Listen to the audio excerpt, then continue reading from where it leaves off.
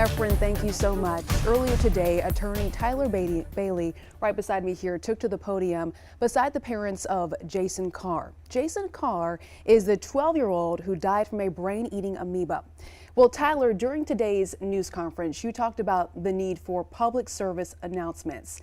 Explain to me what exactly you would like the public to see before heading out there on these waterways. Well, as people heard, Jaysen was a fighter. He was a great kid, beaming personality. And just like we just heard Efren say about the heat advisory, it's humid, it's hot. Studies have shown that when waters are consistently over 80 degrees, the amoeba that's in this fresh body water can become deadly. And so all we're asking is that people be able to make their own informed decisions. PSA should be sent out by the public health departments in conjunction possibly with Dominion Energy to let residents know that this amoeba could be deadly. One life lost is too many. And the risk that can happen to anybody else shouldn't be something that we could curb. All we have to do is send out some PSAs. Pretty simple. You also called for an investigation into the location. You said there is a gap. I'm wondering, are you able to share the location that the 12-year-old was swimming in? Was he swimming alone at the time? Please give us some more details. Yeah, I can't speak specifically right now with some of those details. He was on the lake with a lot of his friends. There were others as well. It's 4th of July holiday. So many people were out on the water. But the problem is that somebody died on a body of water with 5 law enforcement agencies and nobody did any reports.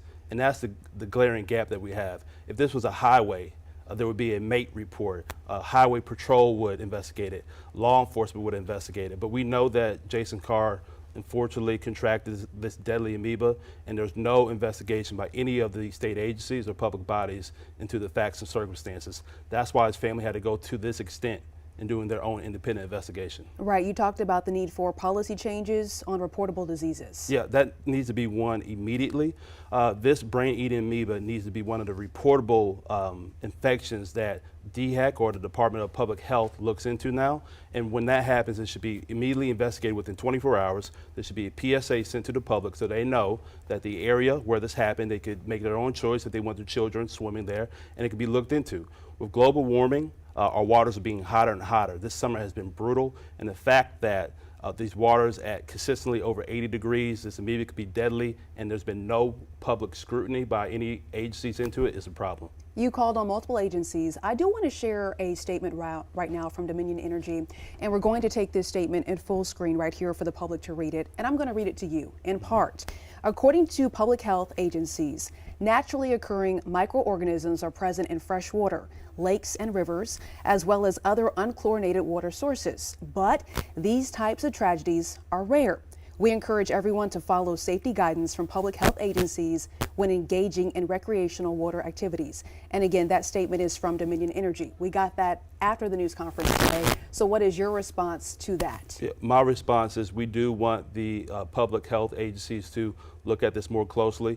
They should take this incident where Jaysen Carr, a beautiful young man, his parents are devastated, they lost their lives, that we need to look at things differently now. Just because something's the status quo doesn't mean it should stay the status quo. Cigarettes, for example, everybody should smoke those until the Surgeon General put the warning on there. That's there for a reason. Global warming is making these waters higher in temperature, which is making this amoeba deadly. So people should listen to what our public health officials are saying, and they need to say more. Mr. Bailey, do you think there's anything else that we missed that we need to talk about right now? Well, there really needs to be some change. I do think there needs to be some legislative action taken to make sure that the Department of Environmental Services is actually investigating these incidents. They need to make this category one that's reportable, and there needs to be some PSAs that are sent out. When there's a heat advisory, if we know people are going to be in the water, if we have a chance to know that the water could be deadly, we should let people know so they can make their own informed decisions. We don't need another tragedy like what happened to Jaysen Carr and his family.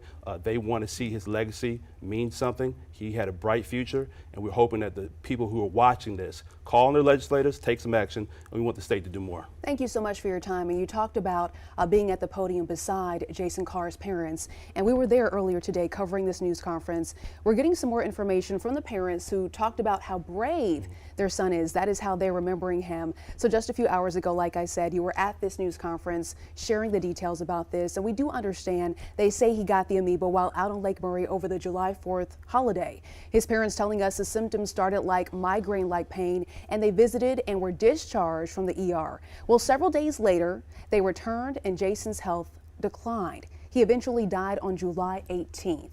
We understand that the parents say they're still in shock as they grieve a young life with limitless potential. Thank you. As if it were a sunset. He never judged. He was full of hope. He was full of love and acceptance. He was an inclusive person. No matter what race, ethnicity, background, gender, it did not matter. I never heard Jaysen say he liked someone. He either loved you or he just simply did not know who you were.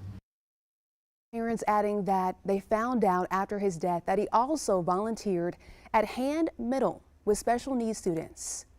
And we also understand that we're going to have that full news conference with more details coming up throughout tonight's newscast and also over on our website. Look for that entire news conference on our streaming app, that is WLTX Plus.